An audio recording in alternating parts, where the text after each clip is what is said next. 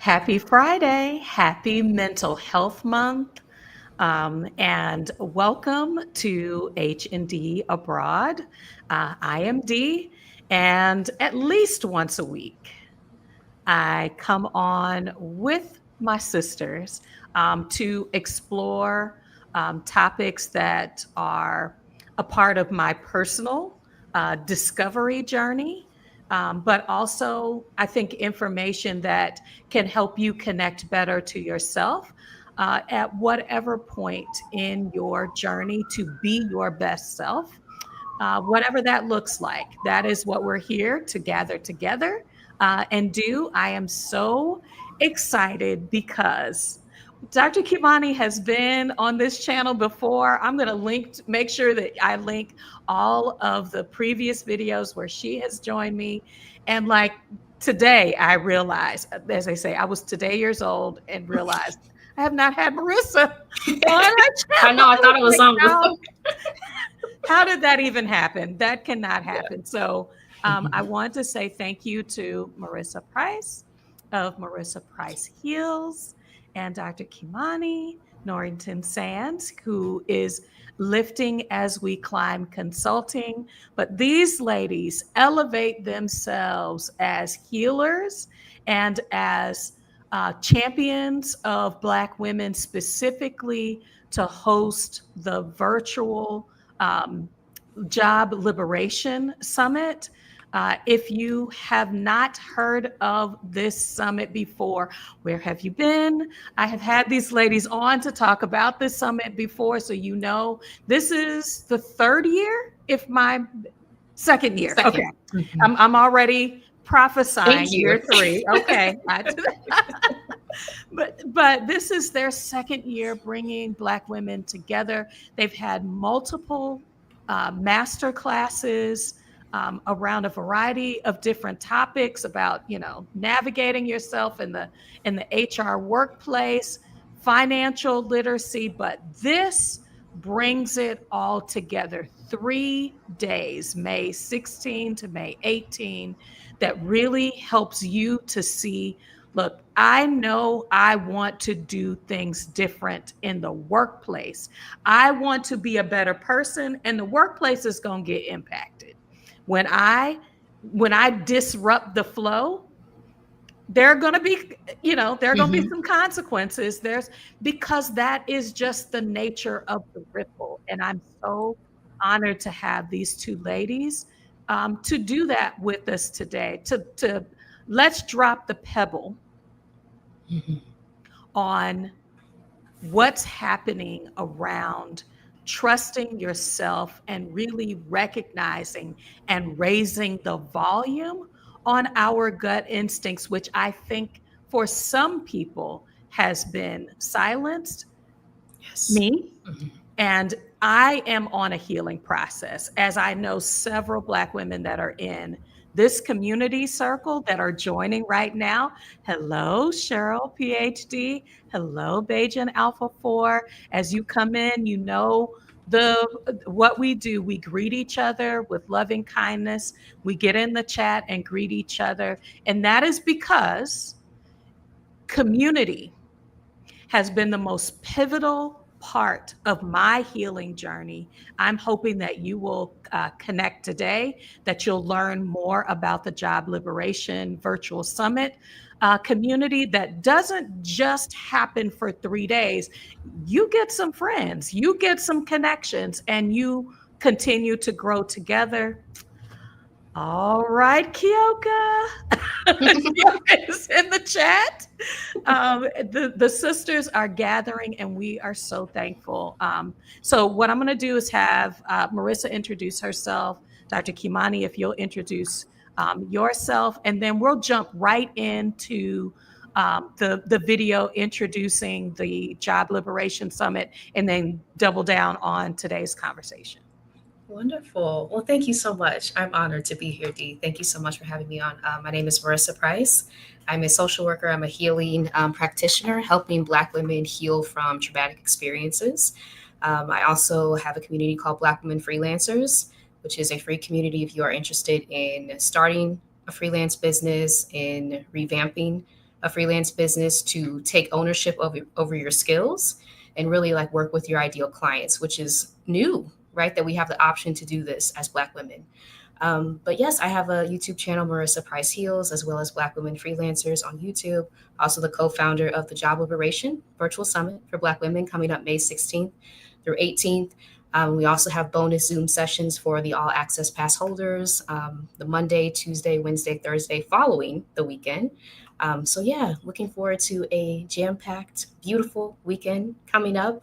And yeah, thank you so much. Yay. And I want to say again, thank you, Dee, for allowing us to be here. I was telling Dee off camera, she is glowing. I mean, glowing, just like her skin is just beautiful. So I just wanted to just, woo, girl. Okay. So I am Dr. Kimani. I'm a licensed clinical psychologist of over 20 years. I'm also a toxic job survivor, but more importantly, I'm a toxic job liberator for Black women.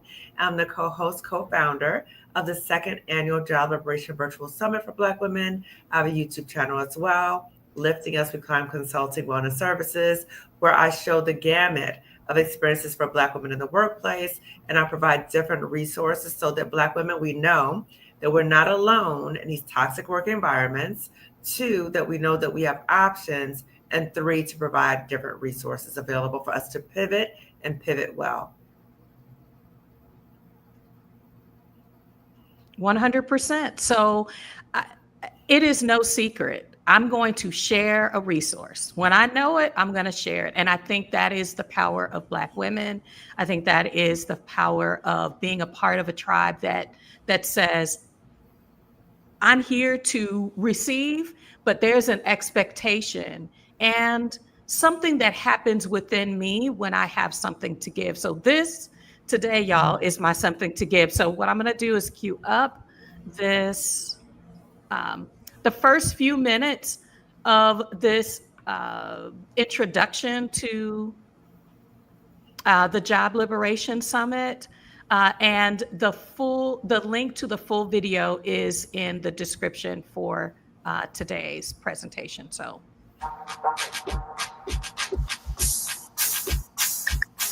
Are you a Black woman who is looking to make your pivot from a job that's not serving you? What's happening to them is not the result of unconscious bias.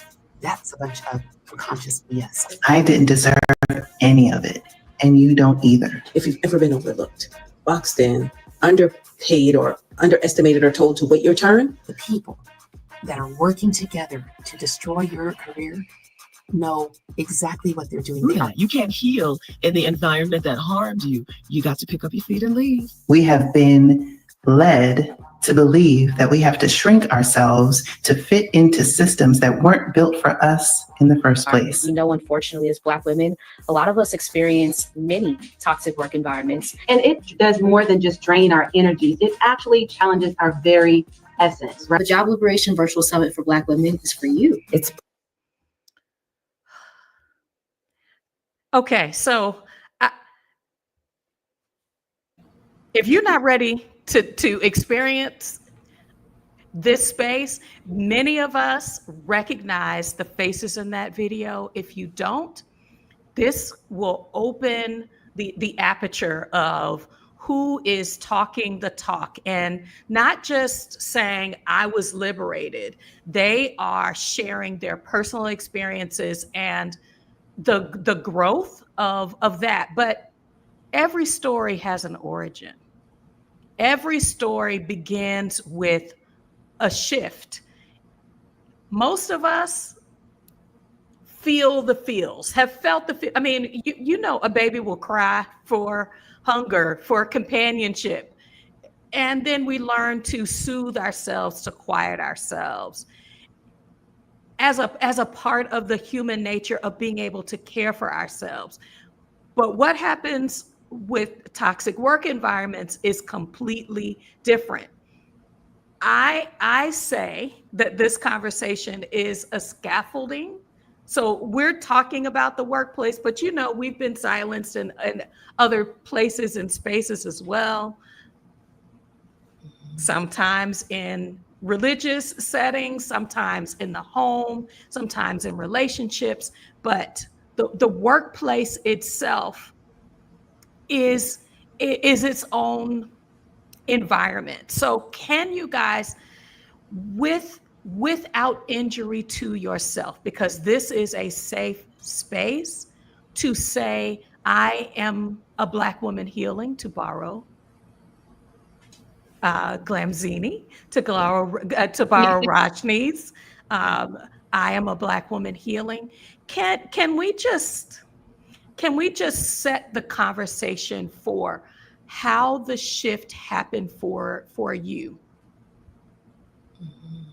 I'll start, and I'll try to frame it in the sense of how other Black women have related to my story. Mhm. So I'm going to share it in that regard because I share my story, not only because it's healing for me, it's therapeutic. So as a therapist, part of trauma treatment, because I experienced workplace trauma, part of trauma treatment is to continue to metabolize the trauma. So I'm metabolizing the trauma out loud so that other Black women can see, oh, this is how you metabolize it. And for me, it is liberating for me to tell my side of the story because the job, they had their own version of the story, how they were lying on me and dehumanize, all that kind of stuff. And I had to say, wait a minute, stop trying to confront some people who are committed to never understanding you. They're committed to continue to demean you. I was like, no, I'm going to save my time and I'm going to focus on Black women who are able to hear me. So I'm going to tell my story, but I'm kind of break it down in segments and how other Black women might relate. So when I came into the job, it was a wonderful experience. I was so happy because it was really like an ideal kind of job. It was like I had wonderful Black women supervisors whom I'm still connected to this day. So the work, I was like inspired by the work I was doing for many years. It was a great experience. Many of us have that experience. You come to the workplace, it seems great, right? You have good supervisors, it seems great. Then those two Black women, they retired. So what I've heard before from other Black women and what I experienced is once that change in leadership happens, then it's a whole different experience because many times the people who may have been supervising you, they may have been a buffer to the toxic stress, right? So once they were gone, then I had a position of going from pet to threat. So pet to threat, again, Black women relate to this. Pet to threat created by 3 Black women researchers, Dr. Juanita Johnson-Bailey, Dr. Keisha Thomas, Dr. Rosemary Phelps. Black woman comes into the workplace or she is sought out because of her outstanding work abilities and they love her, right? Then they love me because I was doing these things. I was bringing attention. They loved it, right? I'm the pet. Oh, you're a rock star. Oh, only you can do this. Oh, right? So the pet. Then I started outshining other people in the workplace. Okay. Then now they were never admit to that because these are deeply insecure people. So the way that they responded to that was there was a shift in terms of I was no longer the pet, now I was a threat. And they did whatever they could to demean me, to humiliate me, and try to get me to quit. So they did certain things, such as, now keep in mind, Black women, as you're watching this, outstanding work evaluations, right? Being sought out for leadership positions, doing up and above, getting promotions, all the bells and whistles. I was getting those things. But when I started outshining people and it was looking too uncomfortable, right? And well, there's a lot of things happened. But anyway, so I was outshining people. Then there was a shift. So I was demoted to my entry-level position. So I had been promoted. Then I got demoted to my entry-level position. So I'd been there about 11 years at that point, demoted. You may have a similar experience. Out of the blue, you don't know what happened. Boom. And then from that point, just a series of humiliating things that they would do to me, they were really trying to get me to quit. Okay. So it was just a lot of just ridiculous things that happened. And I started experiencing symptoms, physical and psychological symptoms. So gained a lot of weight. I'm still trying to get the weight off. It's coming off slowly, but gained a lot of weight, headaches, stomach issues, difficulty sleeping. My hair was falling out. My hair is very thick, even though I wear braids now. Very thick hair. I'm telling you, the whole back was just broken off. It was just looked like somebody just chopped off parts of my hair. Okay. Then I started having these really bad nosebleeds, even though I never had nosebleeds ever in my life. Then I'm experiencing other symptoms. I'm so sad that I could barely get out of bed. The alarm would go off and I would dread getting up every day to go to work. Okay. So that was exhausting to even get out of bed. I'm anxious all the time about what's going to happen, what's going to happen. I'm masking all day of the work at the job because I know I'm in a hostile work environment. I know it. I know how they treat me. They just demoted me, right?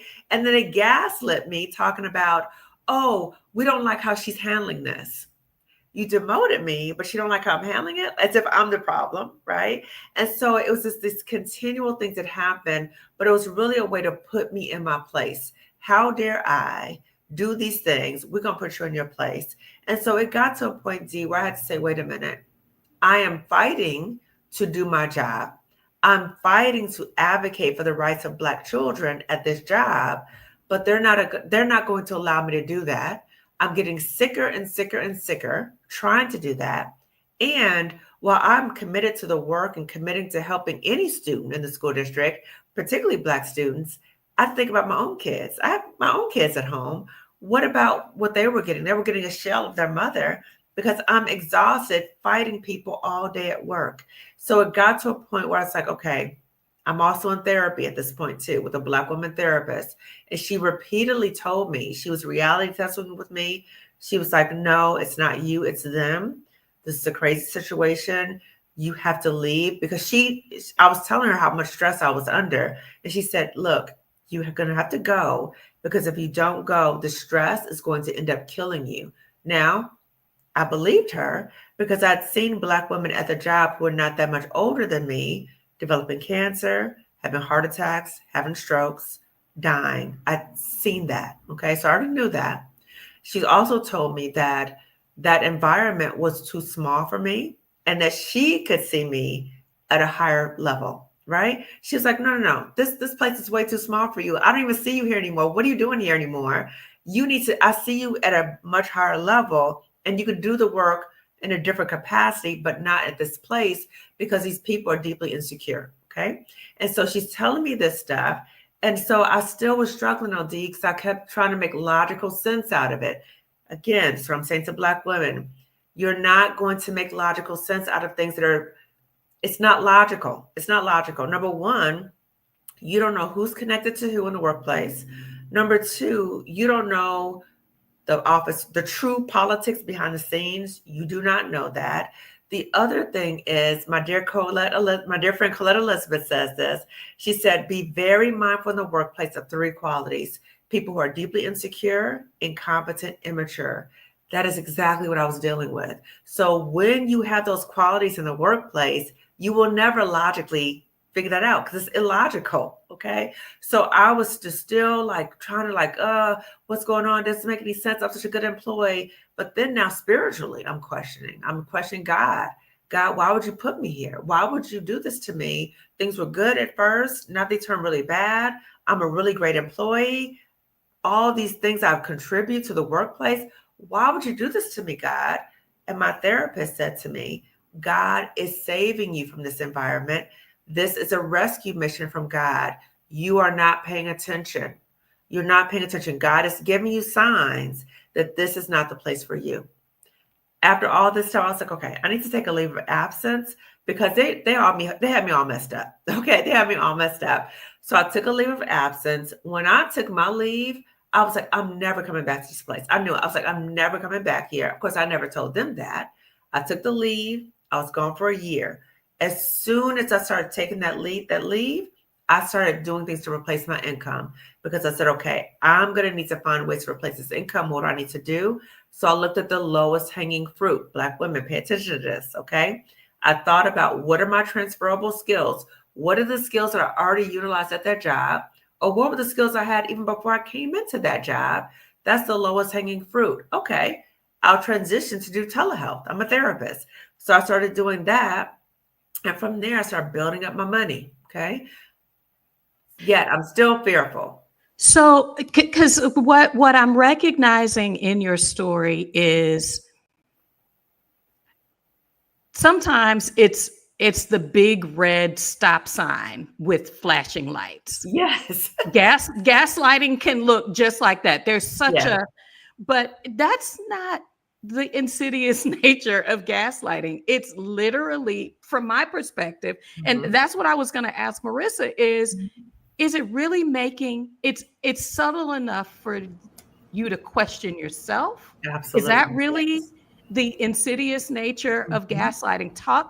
Can you talk a little bit? Because I feel like people either need to have an interruption Mhm. event like, why am I being demoted, so that you step back, or Yeah. is it something else? What have you heard? Because you've heard the stories and you have your own. How Mhm. how can gaslighting be the piece, recognizing it, be the piece of what begins to open the door to make you say, nah, not today. Mhm. Yeah, so often it shows up like microaggressions in Mhm. the workplace, right? Like questioning your authority, your ability to be there. I know I experienced the person in question like talking over me during Mhm. meetings that I was supposed to be leading. So Mm. questioning your right to be there when we have poured so much of ourselves. Getting these jobs is not easy, right? Right. We have to work so much harder than everyone else to get in these positions. And then to have your authority, your education sometimes called into question, that can Mhm. be deeply like unsettling to your Mhm. spirit, right? And you'll start to pick yourself apart from the Mhm. inside. Mhm. And I've made like a number of videos on this, like self gaslighting. So when people around us start to gaslight us, right, start to doubt our reality, which is what gaslighting is, we Mhm. will start to internalize that if we're not aware of what's happening, which Mhm. is why like the information we're sharing is so powerful, right? This Yeah. is a strategic thing that is in play in workplaces that specifically targets Black women. We have seen this globally. And Mhm. as we share our stories, there are like common threads through it, right? Yeah. Again, questioning your ability to be there, your Mhm. ability to perform the job, Mhm. being underpaid when we speak up about things that are like real issues, then Mhm. we're like gaslit about that, right? Why aren't you Mhm. just grateful for having a job, right? Mm. All these things that like plant seeds of doubt really deep Mhm. inside your psyche and your spirit, and they Mhm. cause you to like go down the spiral of again taking yourself apart, right? Yeah. Maybe I'm not that skilled. Maybe the skills that I came in, maybe they disappeared, right?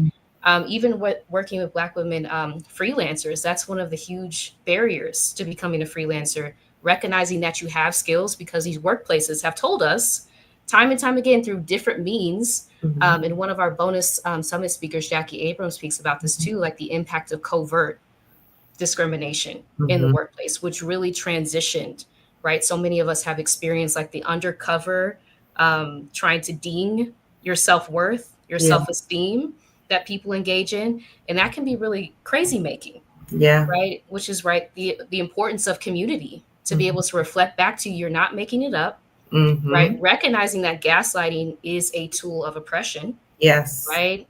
In holding tight to your reality and what you know to be true, which is why Mhm. we're creating safe spaces for us to share what has happened to us. Yeah.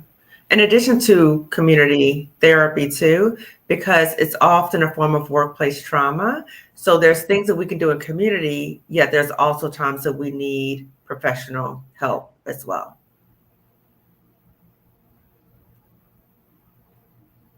Yes. This right here, Yes. am Mhm. I too sensitive? I just did 2 shorts on this because I was like, well, maybe, my skin isn't as thick as it used to be, and I'm taking Mhm. everything personally. Mhm. And that is a form of gaslighting. Like, It It is. is. I mean, um, and the sad part for my story was they didn't.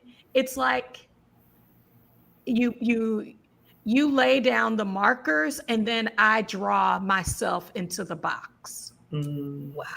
Mm. So they don't even need to continue it at a high level. They've Yes. laid down enough landmines that I feel like I've run into, that now I begin to say, I shouldn't do that. I shouldn't show up as my authentic self. Mhm. Um, does my hair, does my tone of voice, does my ability to say, "Hmm, this is one that I've heard a lot of my graduate level friends talk about is, uh, you have a PhD, you don't have an MD, so we don't want to call you doctor. Like, What? when I'm telling y'all, it is it to hear us say it, and then we go, well, maybe they're right. Mm-hmm. That is the gaslighting part. But as Dr. Kimani talked about, there's also the physical manifestation of trying to turn yourself off, to turn the warning Mm-hmm. system that your body has for protecting yourself, Mm-hmm. to slowly turn it down and then turn it off. Yeah. So this session today is relearning safety. How do I push back? Not just them. How do I push my personal boundaries back so that I can hear myself and trust myself and sense myself? So, Mm. Marissa, do you want to dig into that a little bit, Dr. Kimani? I mean, Yeah. both of you guys have professionally Mm-hmm. convergent but divergent ways that you can come at addressing Yeah. this. First, I want to say I so appreciate this dialogue because the more we talk about these experiences, you can see how complex. There's so much complexities involved in these situations. And when you were talking, Dee, I actually had an aha moment when you talked about, PhD and, oh, you don't have this, so we're not da da da, and then you're trying to like, oh, well, maybe I don't. You're trying to shrink a little bit. I just had an aha moment. So when I was at the toxic job, most of the people within my unit were not PhDs. I think I was like the only one at that point in my unit, maybe with a PhD. I definitely was the only clinical psychologist in that unit, right? Everybody else had a different degree. They were master's level. I was a PhD. Then we had some psychiatrists. But what's interesting, Dee, was that a lot of the people within that unit, the workplace bully and her minions, they never acknowledged my degree. Never.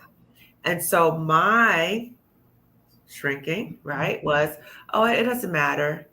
It doesn't matter. They don't need to acknowledge my degree. But that said so much. That was a huge red flag that I was ignoring for the sake of, oh, I don't want to cause a problem, or I don't want to make people uncomfortable, or I want them to all think that we're the same. And again, it wasn't like I'm trying to pull rank on anybody. However, there was no acknowledgement whatsoever. And that was saying something to me, and I wasn't paying attention. So I'm glad you said it in the way you did, because that was a way early on, that was a way to kind of keep me in my place. And that was a way for me to kind of contort, to kind of fall in line, basically. Marissa, Mm-hmm. I feel like from a social and behavioral science perspective, that as we internalize things, these are not just words. We are changing the chemical connections in our brain, Yes. that for things that should not be triggering Mm-hmm. become triggering, and things, and from a historical, but also, I mean, things that should be, my personality type should not be targeted. And so I keep going back to the highly sensitive person. Mm-hmm. HSP is a term that is out there. Can you talk about gaslighting and maybe even that particular personality type? Yeah, I think so. I consider myself a highly sensitive person, and it's very easy for me to internalize what's happening externally, which is what happened to me in the job that I was in.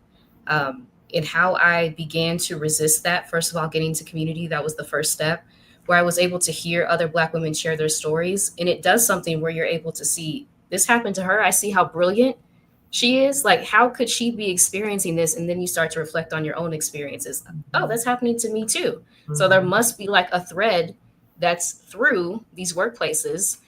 Sometimes, like when we share our experiences in the chat, it feels like we're at the same workplace Right. because we're living in systems of oppression. right? So Where all of us are navigating, right, systemic sexism, anti-Blackness. In intersectionality tells us that the multiple identities you have outside of the dominant one, your experience with oppression will be even more severe, right? Yeah. So just to keep that in mind. But I think for me, it was getting into therapy, getting into community with other Black women sharing their stories. My therapist was able to, like Dr. Kimani said, reality test with me and literally tell me it was the environment. It wasn't me. And that was kind of an aha moment I had. Starting to make my exit plan, keeping notes for myself on a personal device was really important to me, like voice notes about the feelings that I was experiencing when I was in a meeting with this certain person, right? Because again, I thought it was me. So I had gone into therapy originally, like asking her to help me deal, like cope with this environment, because I thought it was me. And so just to realize, right, through those notes that I had taken, through the voice notes, I was able to see the pattern of behavior that this person was exhibiting, that the workplace itself was toxic, that there was a lot of gaslighting going on with the mission that I was supposed to be upholding, that I came in good faith to uphold, but a lot of the actions behind the scenes, they were not in line with the mission, right? And that did a certain level of damage to me too, with the role that I was in. Having to be out in front of people talking about these initiatives and then seeing what was going on behind the scenes and knowing how different it was. So the process of taking notes, therapy, getting into community, sharing my story, there's this really, I found, like magical effect when you're able to like open up on your own time and share what has happened to you. It kind of like puts sunlight on what you thought, like on what felt shameful before. When you feel isolated and like you're the only one going through it and you don't want to share, and sometimes we like go inward even more, when you're able to like open up and start to share with safe people and they're able to reflect back to you, there's nothing wrong with you, that does something for those feelings of self-gaslighting, right? Then you're able to see, it's not me, right? It was just them. It was a toxic environment. It was the systems of oppression that were trying to take me down. Yeah, shame. You said shame. Like, I feel like that is a specific button that gaslighting specifically touches in a lot of us. And if you are healing and that is unresolved, if there are points of shame in your life, like, I feel like that button is easier to push. So I'm asking you to acknowledge your feelings. Y'all, it took me, I've been in therapy, in and out of therapy over the course of my adult life. But when you can articulate what is happening and how you are feeling, even before you have a career break, is what Dr. Kimani was able to say that she did. If you're not able to make the break, you can at least begin to acknowledge how you feel. I feel. Well, let's see. I was an undergrad psychology student, so we had the feelings chart. I've worked in mental health, I've worked in substance abuse, but sometimes you need a vocabulary for what is actually happening to you. And if you have quieted the emotional identification, if you have shut off that ability within yourself, I think a feelings chart could be a great place to start as you are trying to identify it. And then, not from a re-trauma aspect of hearing other stories, but sometimes you need to recognize that the Me Too part is a powerful shift that can happen. So I'm saying that the Job Liberation Summit, for me, the virtual summit, is representing an opportunity to see in real time where I can take it if I've started to, like, something's not right. You can be in the really early stages of, I know I need to leave, but I don't want to be run up out of here. But Mm, like it's something that there's a conflict happening here. mhm. Where on folks' journey? That's how I feel about the virtual summit. Uh-huh. Talk to me about who is the summit for, because those of us who have been able to have a career break and our bodies are like, I wish you would try to go back and do it the same way. I wish you would. But is it also for those of us who are just like, something's not right? I feel this urgency to leave, or I don't want to get out of bed. Like that, I don't want to go to work. Even Mm, if you have a remote job and something's not right with that. yeah. Talk about that connection for Yeah. us. So I want to go back to a little bit of what you said before, Dee, about trauma and talking about trauma and feeling the validation of what we're going through. So one, we think about psychological wellness is connecting to our emotions. So to be able to identify, this is how I feel. The other part is, this is why I feel this way. So making that connection to why we feel that way. And I do a lot of training on trauma, and I'm a therapist. I'm just breaking down just a little bit, right? So for us to be able to say, oh, I feel this way because of that job, and that's affecting how I think, I feel, and I act. Okay, got that. And the way I'm feeling because of this job, it makes sense. So now we're validated. So you don't feel like you're crazy, you're alone, there's something wrong with you. It makes sense. A lot of the symptoms that we're having in the workplace, because many times it's workplace trauma, this is a trauma reaction. It's a trauma reaction.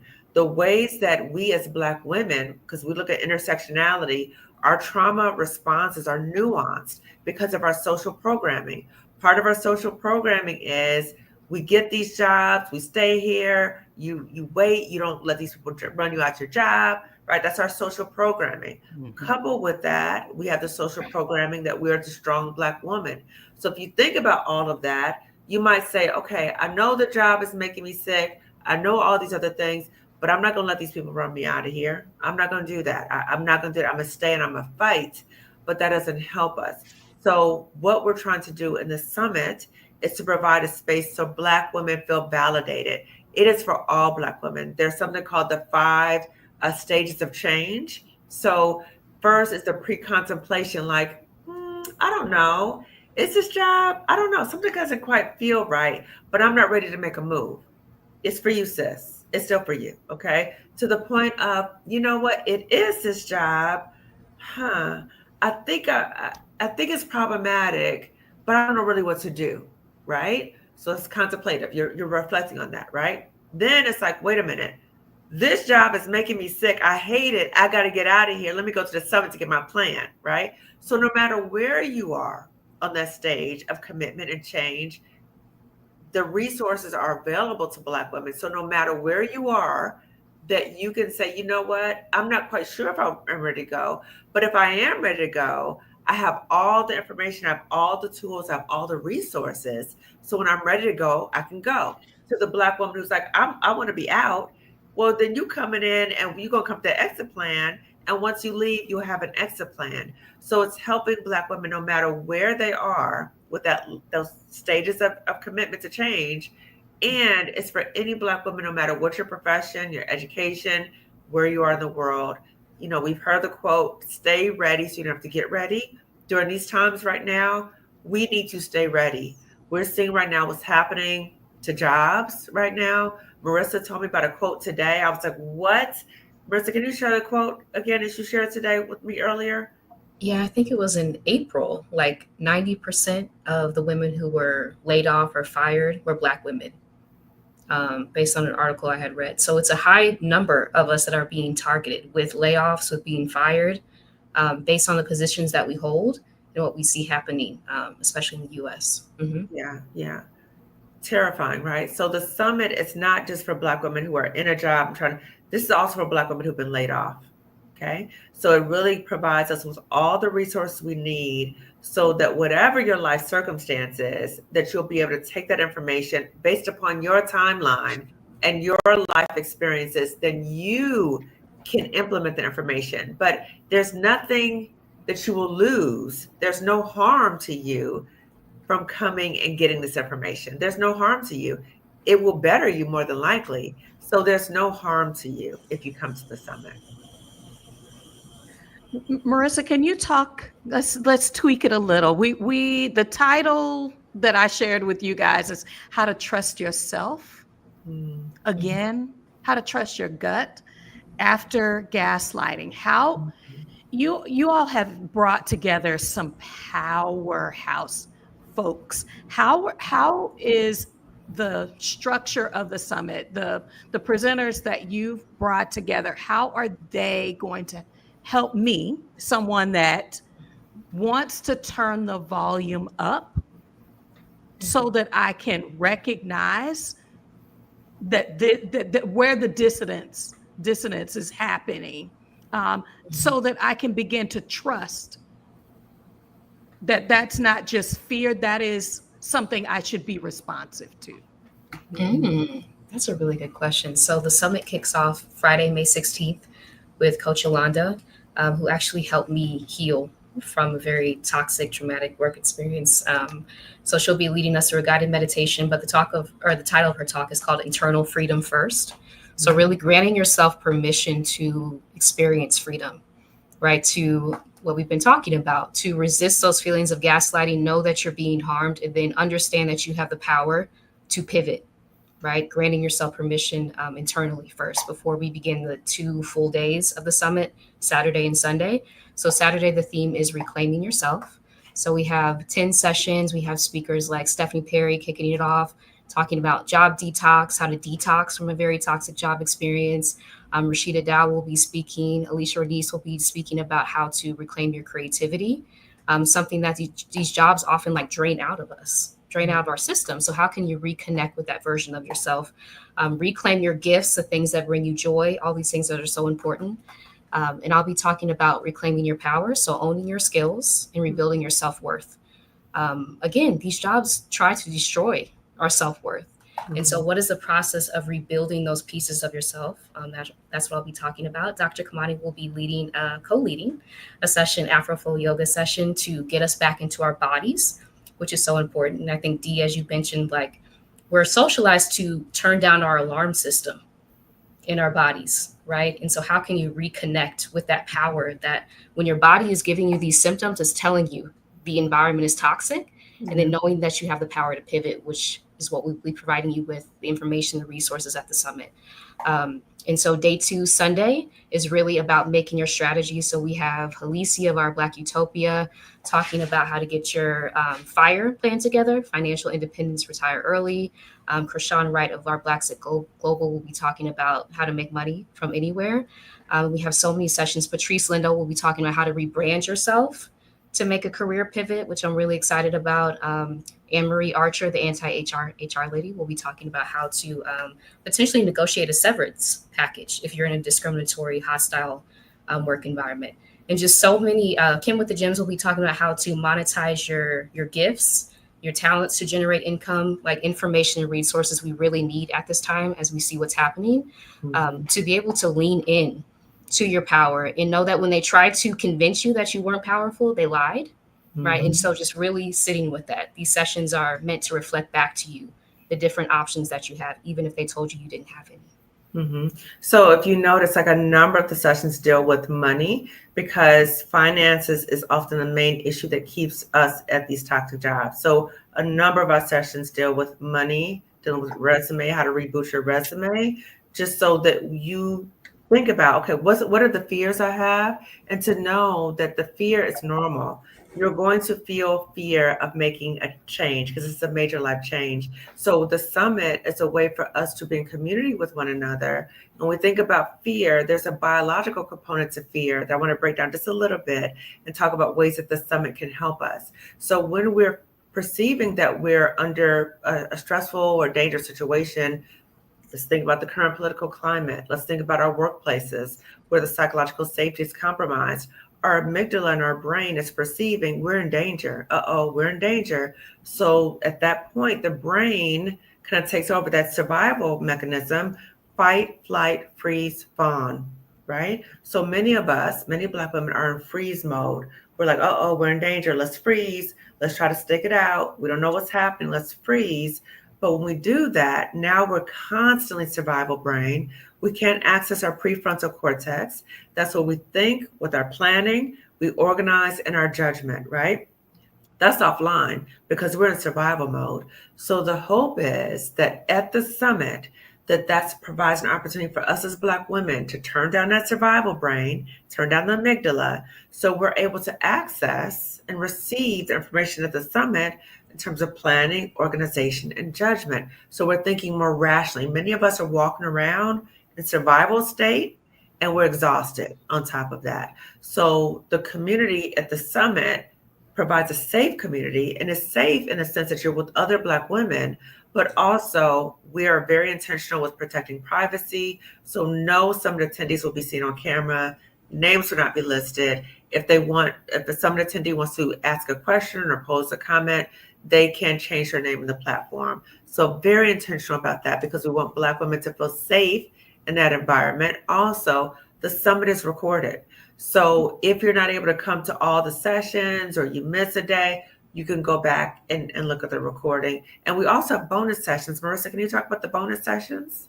Yeah, so we have 4 bonus masterclasses after the summit for Freedom All Access Pass holders. The first one, which we haven't announced, but yes, Coach Tish will be leading a session on how to reclaim your health, rebuild your wellness after a layoff. So that is Monday following the summit. Tuesday, Janice Sutherland will be having a session on Black women who are 50 plus, making their pivot plans from toxic jobs. Wednesday, Jackie Abram will be speaking about how to protect your career and your psyche while you're still within a toxic work environment as you're making your exit plan. And then Thursday, Dr. Roche will be having a session on how to get your money right, how to get your financial plan together to make your exit strategy. So these are 4 bonus masterclasses on Zoom following the actual summit weekend. Yeah, Dr. Roche will also be talking about the financial exit plan. So she's the Black woman financial psychologist whom I work with. When I was on that leave, I worked with her to get my financial exit plan. And she's also going to talk about what to do about your health insurance and your retirement, because that trifecta, that will keep you at a job because you're scared about your money, your retirement, and your insurance. May is Mental Health Awareness Month. This could not have come at a better time when,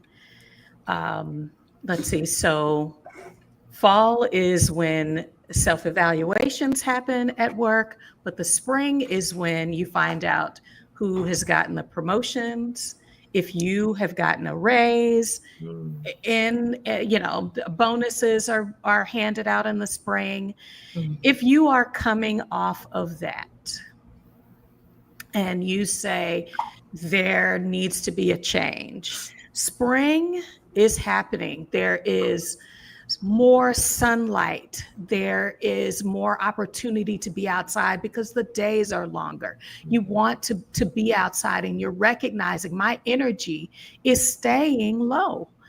Sis, you might be in burnout. Burnout is the culmination of microaggressions, the culmination of gaslighting, the culmination of suppressing yourself and expressing yourself authentically, saying that hurt, I feel disrespected, you are speaking over me, and I'm in a position of responsibility. I'll just say it that way. And so what I'm saying is, this is your time. It's, y'all, for crying out loud, it's about to be Mother's Day weekend. These children need you to be your better self. True. Sometimes what I know is that women will do things for others when they won't do it only for themselves, when they will not prioritize themselves. I have seen mothers temporarily, if not permanently, quit smoking when they're pregnant because they know the impact that it has on their baby. If these jobs are robbing your family members, take that as your reason. Not just attend the summit, but to intentionally engage healing spaces. Mm-hmm. Because, hey, I just want you to head down the road of trusting yourself and seeking and finding safe spaces to express the hurt, the harm, releasing it, and then moving on, recognizing the value you have in yourself. But everybody's got to take a step. Whatever your thing is that it needs to be, get started with what you have, where you are. And I think you're going to get in a space and hear some things that will make you think twice. Because some people are ready for the introduction. Some people are ready for engaging the options, but not ready to move on them yet. Right. It takes time. You are worth the time. If you got your tax return and you are able to, and you have held on to it, invest in yourself, sisters. Mm-hmm. Mm-hmm. Investing. A vacation will not heal gaslighting alone. No. No. A FMLA 12 weeks will not. When you get in that FMLA, you're going to realize that's all. That's what your body is going to say. Yes. That's all you So giving true. us. But sometimes you need that interruption. So I am thankful that in the spring, that Marissa Price of Marissa Price Heals, Dr. Kimani Norrington-Sands of Lifting as We Climb Consulting are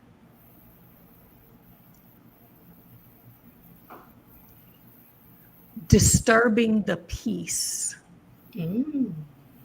They are disturbing the false peace that I feel like we have lulled ourselves into, that we have under the salve of I got bills, whatever you have allowed to lay on top of you to press you down and allow you to stay where you are. I am inviting you to just crack open the door, let a little light in, let a little of the sisterhood connection, let somebody's story reverberate in your soul, touch you, and then allow the universe, the divine, whatever momentum force to begin the domino effect of release, liberation for you. Because hold on. Because there's power in the pivot. Okay, Yeah. I straight took that from the website. Because there's power in the pivot. That is what we're asking you to do. When we say trusting yourself after gaslighting, we're asking you to make a pivot. Any final words? Because y'all know I didn't put all of the goodness in the description of this video about how to continue to follow these ladies, how to participate in the Job Liberation Summit, May 16 to May 18. But what else would you like to share about that and your work specifically? I'm going to say some things that might step on some people's toes here, okay? But I'm doing so lovingly. We need to be able to be honest. This is real talk. So when we hear responses, or when as a Black woman, you hear about the summit, what comes up for you? Do you say to yourself automatically, I got bills to pay, I can't do that? Do you automatically shut it down? And where's that automatic response coming from? It may be a fear response because you are making perceptions of what we're saying. I need for you to tone down that amygdala. The amygdala's probably operating right now, survival mode. This is hopefully a safe community for you to hear this. Tone it down a little bit and just hear what I'm saying. What I'm saying is that we all have bills. We all have bills. Marissa and I, with the summit, this is not just saying to Black women, girl, liberate from that job. You don't need a job. Just go out and live your life. That is not what we're saying.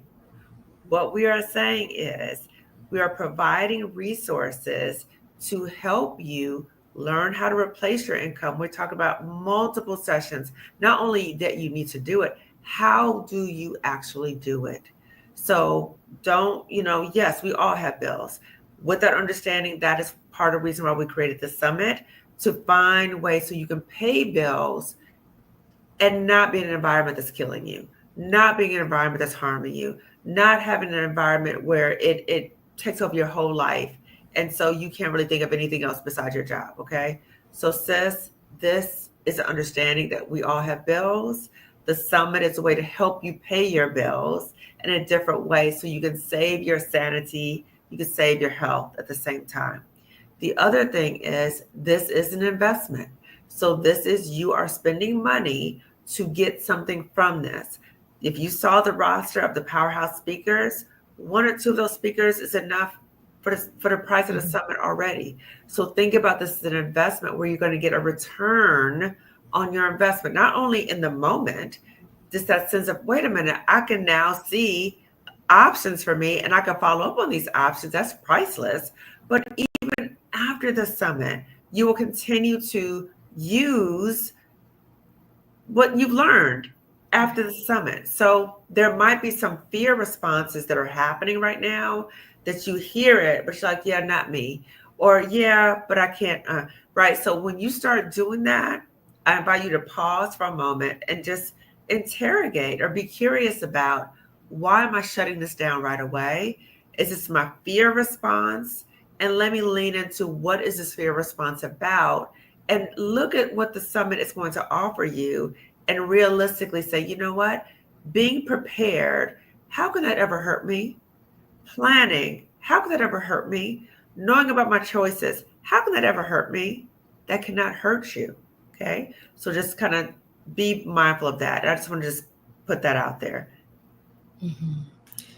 And I'll say we just had two Black women who attended the summit last year share their stories on our YouTube channels.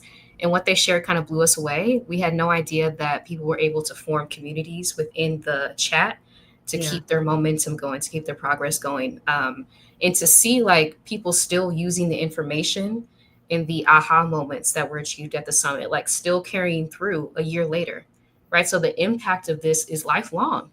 Mm-hmm. Once you're able to see the options that await you, you're able to apply that to different areas of your life too, not just a job, to see that you are actually free, right? Mm-hmm. You do have the ability to pivot in any environment that you find yourself in that's harming you.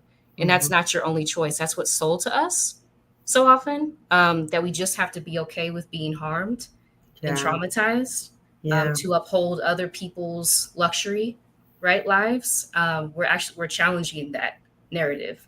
No, we're not here to serve you, right, at the detriment of ourselves. So it's really tapping into that inner power once again.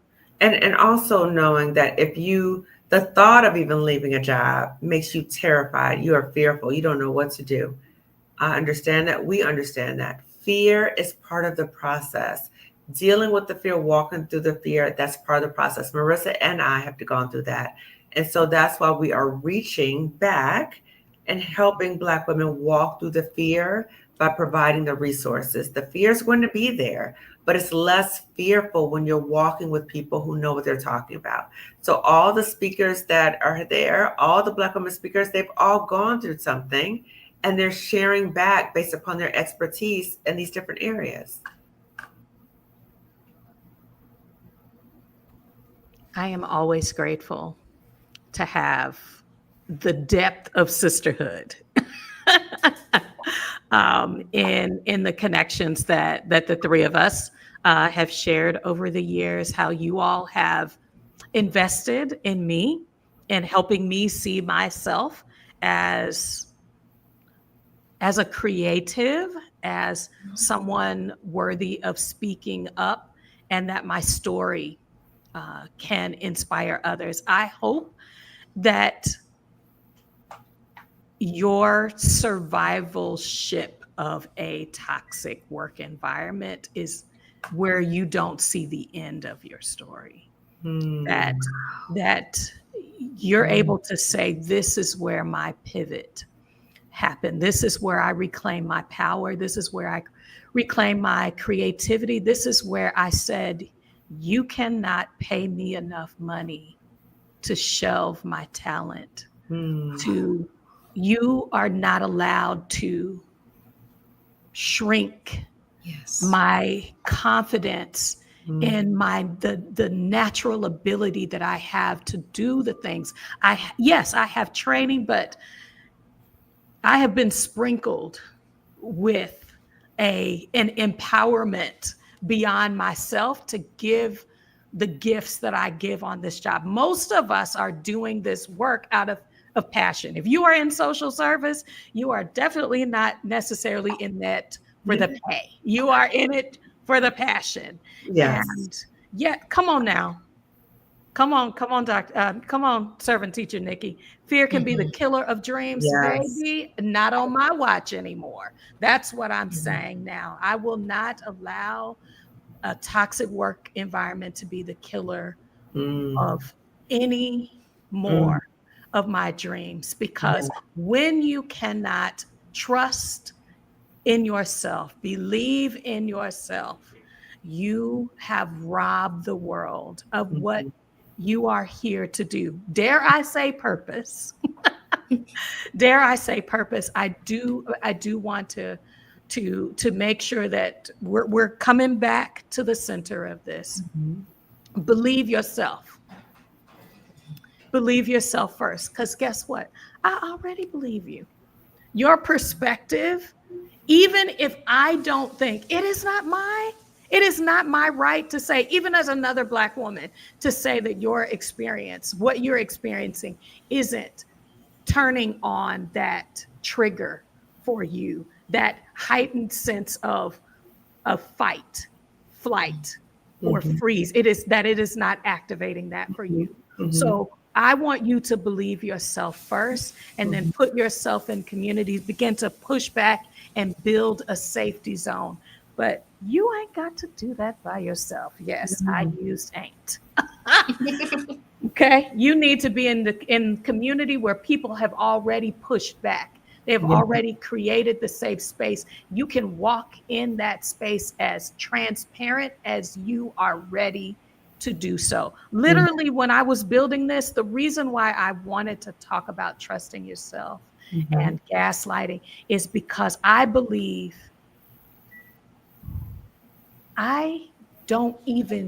those who know I don't even use my name, my government name on the internet. Yes. And that is because of the perception of how I need to create safety for myself.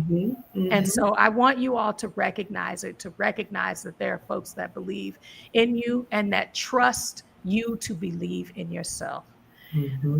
Thank you, Marissa. Thank you. Thank you, Dr. Kimani. Thank you, Dee. These are my soul sisters. And I hope that you are developing that connection as well. I'm about to put this, release your life. Thank you. If this has been meaningful for you, please tap the like button. Thank you for reminding me to say that today. Hey, sisters are look, we need more time, but FMLA is at your disposal. If your employer meets the criteria, sometimes you just need to have a break to hear yourself, to feel how fast your heartbeat is, to recognize that you haven't gone to the hairdresser because you don't want nobody to know how much your hair is falling out. For real. Y'all, I'm not here to share my story, but I'm just saying the sooner you touch that part of yourself, healing is available to you. How you heal, the process of your healing, the time frame is all determined for you. But we encourage you, each of us are just encouraging you to do that today. Yeah. Can I say something really quick? Okay. So I was thinking about two things. I was thinking about what you said, Dee. One is that sometimes we say things to ourselves like, oh, I don't want to stay. I don't want to make any changes. I want to stay because this is a safe environment. We're not in safe environments right now. We're not. There's so much job instability right now. There's no safety. So we lie to ourselves that what we're familiar with is safe. So sometimes trauma can seem familiar, but it's not safe. right? So being mindful of that. The other thing that I want to say is, as we're talking about fight, flight, freeze, fawn response with survival, we have to be mindful as Black women that we're not fighting the people who are providing the resources available to us, right? So that means, are we open to receiving what we are providing? Or are we fighting, right? So are we misdirecting that energy towards other Black women who look like us, right? Or look like you, fighting, as opposed to thinking about, wait a minute, that misdirected energy, that angst, that anger is towards racism, sexism, and all these other issues, oppression. But are you fighting a resources available to you that Marissa and I are just talking to you about? Are you fighting the opportunity to come to the summit because of your own challenges Mhm. and misdirected energy towards resisting what might be available to you as an option out? Or are we lying to ourselves about, I'm going to stay put in this so-called environment, lying to ourselves that it's secure, and it really is. It might be familiar, but it's not secure, it's not safe.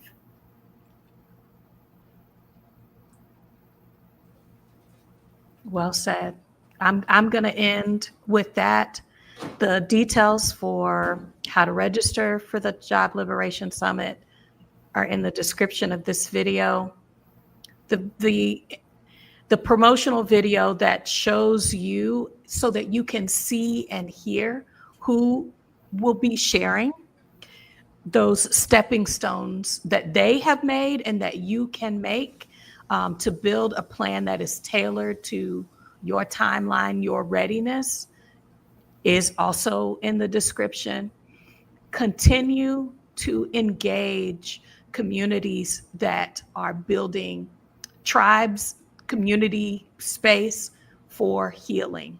Marissa Price Heals, Lifting as We Climb, Consulting are two of those spaces, and I'm hoping that you also see H&D Abroad, especially the days when I go live with the sisters as an additional space for us to explore ourselves and to say, I am worth every single moment of investing in myself, in my growth, in my healing, and that today is the best day to begin that. So that's all we have for today. Bye for now. Thanks, ladies. Bye. Thank you, Dee.